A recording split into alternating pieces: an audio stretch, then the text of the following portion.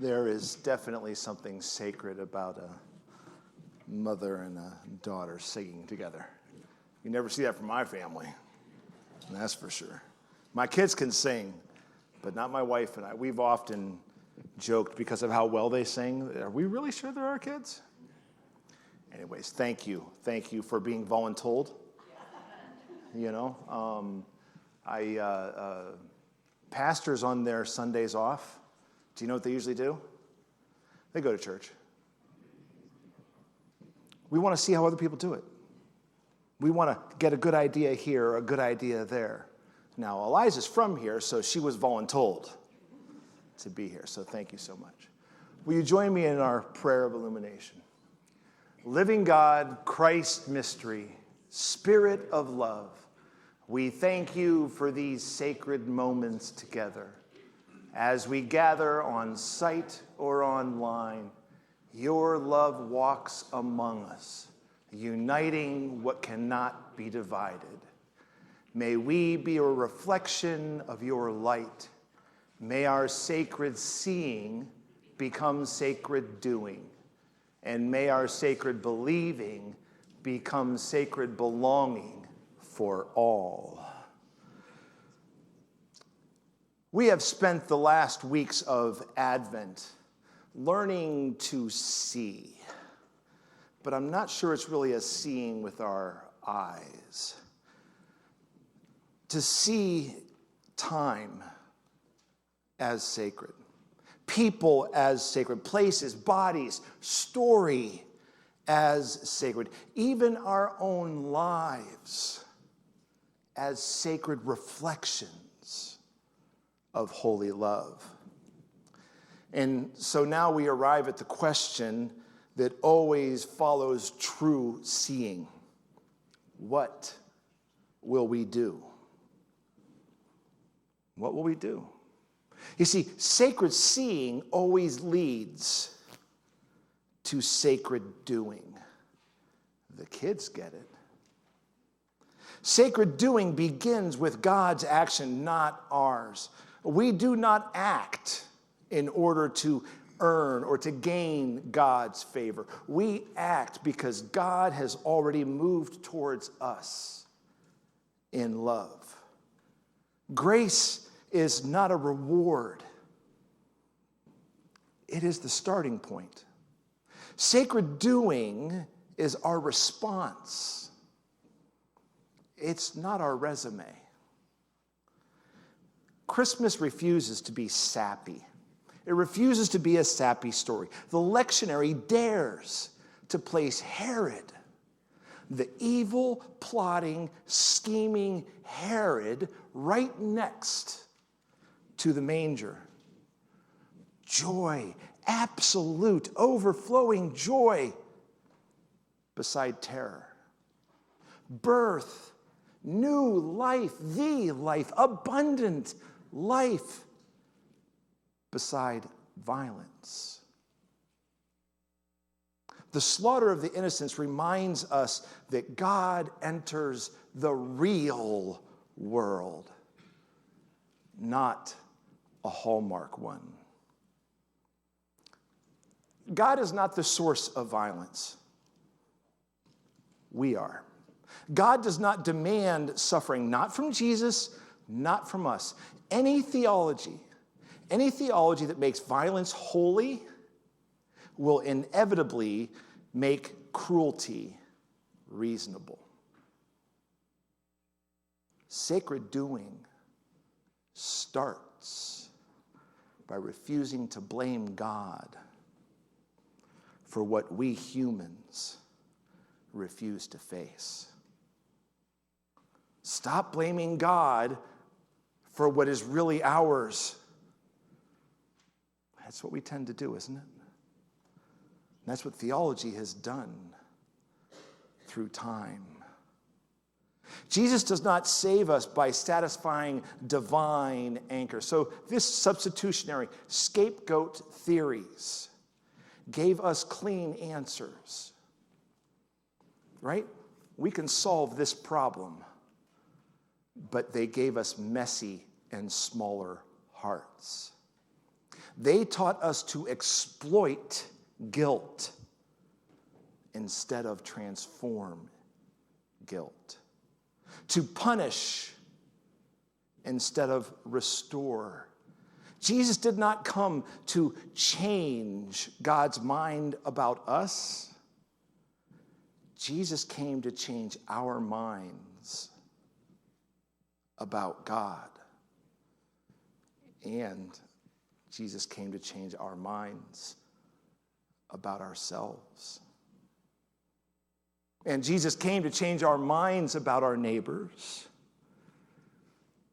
Yes, Jesus even came to change our minds.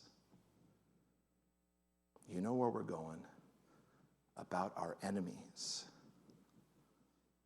The cross reveals solidarity, not a transaction. The cross is not a cosmic payment plan. It is a public revelation of complete, whole, abundant love.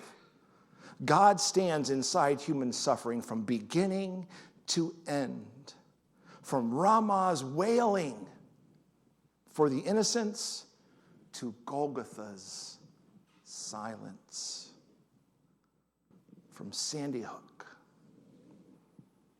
to Brown University. God is not absent. God is present, omnipresent in all that is good. You see, suffering can be sacred without being caused by God. Compassion often rises from pain, and that kind of compassion is sacred. But suffering is not a lesson assigned in heaven. God does not cause suffering. We don't need any help, do we? Causing suffering. The sacred does not explain pain away. The sacred stays. The sacred listens. And then when you're nudged, the sacred bears that witness, tells that story, reflects that light. Sacred doing means showing up without easy answers and without escape routes. We must move beyond transactional faith. Quick pro-crow love always keeps score. I will love you if. I'll forgive you when. But infinite love, God's love, abundant love, sacred love does not calculate. God's grace is not arithmetic. Sacred doing is loving without guarantees. Sacred doing is loving without knowing the outcome. Sacred loving is doing without leverage, without any expectation, want, or desire of being repaid. Scapegoating is the enemy of healing. When we refuse to face our own pain, we project it, whether we realize it or not, often in subtle ways, onto others. When we refuse to face our own pain, when we refuse to reconcile, to work on our own pain, inevitably it shows up in how we project it onto others. And guess what happens? We do it to the immigrants. We do it to our enemies. And we do it to those who look, vote, worship, and love differently. That's what happens.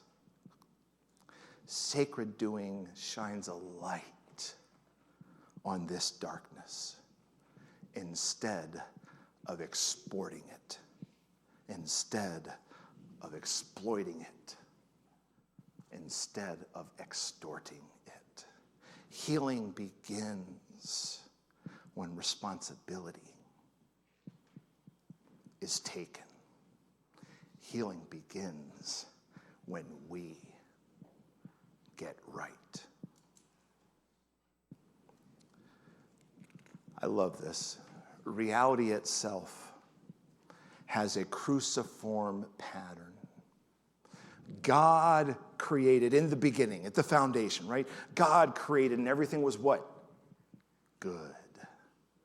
It was very, very, very good. What created the disorder? We did, didn't we, right? We wanted to know everything. We wanted to be everything. We wanted to do everything. So we are the creators of disorder, not God. All throughout the Old Testament, you'll see it again and again and again, right? God creates order. We try to make it better, or we become selfish or greedy or whatever it is, right? And we create disorder, and then God creates order again. I'm somewhat convinced that God has sort of had it by the time we get to Jesus. These people obviously aren't getting it, so we need to do something really big and really good and really transformative from the inside out, not just putting on the robes and the crosses and all that kind of stuff and acting like it, but something that transforms from the inside at the core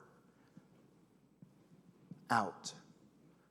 And then God sends the Redeemer to reorder.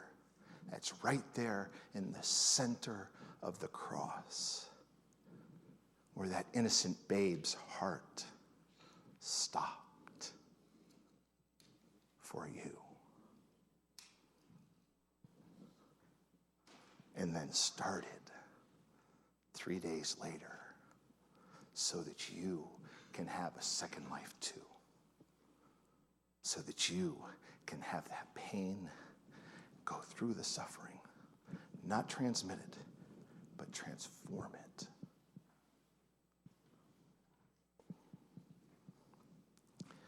Descent always comes before resurrection. This is the deep story, Mark, isn't it? It's the deep story beneath every hero's journey. He knows the hero's journey. He does that kind of stuff on the other coast. Friends since middle school. He knows the hero's journey, right? Descent always comes before the new life, before the resurrection. It's a deep story of every hero's journey and every human life. The people who have held disorder without passing it on as violence become authentic agents of transformation. Let me say that again because I think that's important. The people who have held disorder without passing it on as violence become authentic agents of transformation. Sacred doing means alleviating suffering whenever and wherever it is found, not fixing the world in one heroic sweep, but choosing a hand up instead of a hand out, like we're doing with that young pastor's family. We're not just giving them housing. We're not just giving them Christmas. We're giving them services. We're spending time with them. Jim Willard is working on getting an apartment in the same district so that their young autistic children can have a consistency of care. That's a hand up, not a hand out. And the family has agreed that over time they want to repay this. You know why? Because they don't want their pain to be transmitted onto anyone else. They want to transform their pain into helping someone else. Transform their pain into what God is going to do next. People they'll probably never meet and probably never even know about. Choosing justice. That's hard work, isn't it? That's hard, long-term work over convenience. Choosing mercy. That's hard work. To give mercy, we have to have mercy. We have to accept mercy over judgment. To choose presence, not with a T, right? With an S. Presence. And a C. I heard someone say it. Over distance. Sacred doing is refusing to turn a blind eye. Sacred doing is refusing to look away.